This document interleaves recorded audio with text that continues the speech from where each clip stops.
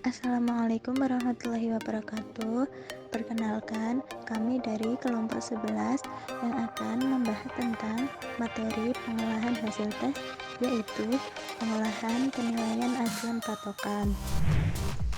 Yang pertama yaitu penilaian acuan pembelajaran. Pengolahan hasil tes merupakan kegiatan lanjutan pengadministrasian ujian, yaitu memeriksa hasil ujian dan mencocokkan jawaban peserta dengan kunci jawaban untuk tes kognitif dan tes keterampilan. Terdapat dua pendekatan yang berlaku dalam penilaian hasil belajar, yaitu penilai acuan nominal atau PAN dan penilaian acuan patokan atau PAP. Telah dikemukakan bahwa hasil pengukuran dapat diperbandingkan terhadap berbagai jenis patokan atau pembanding.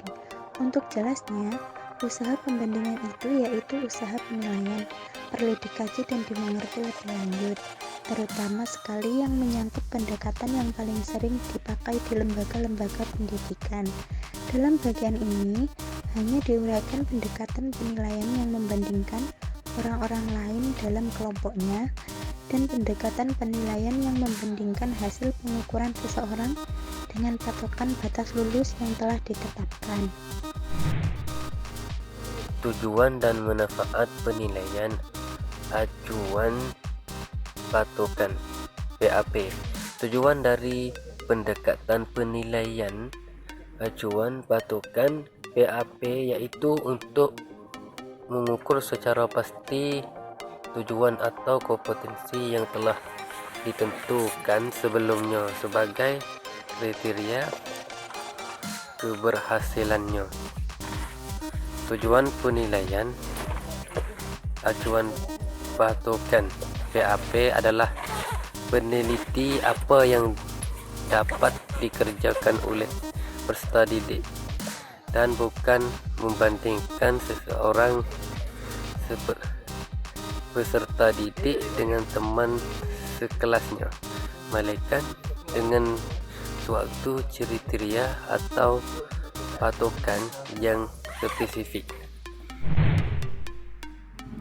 Manfaat dari penilaian acuan patokan atau PAP adalah untuk meningkatkan suatu kualitas hasil belajar karena peserta didik diusahakan untuk mencapai standar yang telah ditentukan sebelumnya, sehingga hasil belajar peserta didik dapat diketahui derajat pencapaiannya.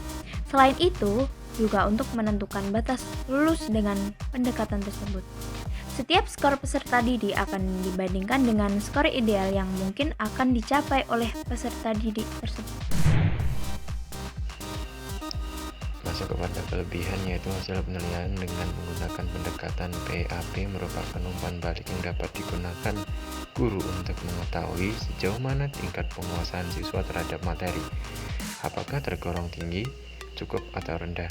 Jika siswa nilainya tinggi, maka tingkat kedalaman materi juga tinggi. Begitu pula sebaliknya, jika nilainya rendah, maka tingkat penguasaan materinya juga rendah. 2. Dalam penentuan nilai hasil tes digunakan standar mutlak. Sangat cocok diterapkan pada tes-tes formatif di mana guru atau dosen ingin mengetahui sejauh mana peserta didik telah terbentuk setelah mengikuti program pengajaran dalam waktu tertentu, sehingga guru atau dosen dapat melakukan upaya-upaya yang dipandang perlu agar tujuan pengajaran dapat tercapai secara optimal. Yang ketiga, hasil penilaian PAP dapat membantu pengajar atau merancang program studi. Yang keempat, patokan dalam penilaian acuan bersifat tetap atau mutlak karena tidak ditentukan dari prestasi kelompok. Yang terakhir adalah kelemahan. 1. Karena standar penilaian dalam PAP telah ditentukan sebelumnya, maka siswa memiliki nilai tinggi seolah-olah mencerminkan prestasinya dalam belajar, sekaligus penguasaannya terhadap pelajaran. Padahal, pada sebenarnya, untuk dikatakan menguasai atau tidaknya peserta didik terhadap materi, tidak hanya ditentukan dari nilai yang berdasarkan KKM saja, melainkan juga dari faktor lainnya. Yang kedua, penetapan standar atau patokan nilai pada PAP di masing-masing satuan pendidikan akan berbeda-beda. Penetapan standar nilai harus disesuaikan dengan beberapa kondisi yang berkaitan dengan keberadaan satuan pendidikan, antara lain faktor lingkungan di mana sekolah berada, faktor SDM dan SDA, atau yang dalam hal ini tenaga pengajar, dan juga faktor sarana pendukung pembelajaran. Kelemahan yang terakhir ialah sukarnya menetapkan standar nilai atau patokan. Hampir tidak pernah dapat ditetapkan patokan yang benar-benar tuntas. Demikianlah penjelasan materi dari kelompok kami. Jika ada kurang lebihnya kami mohon maaf. Terima kasih. Wassalamualaikum warahmatullahi wabarakatuh.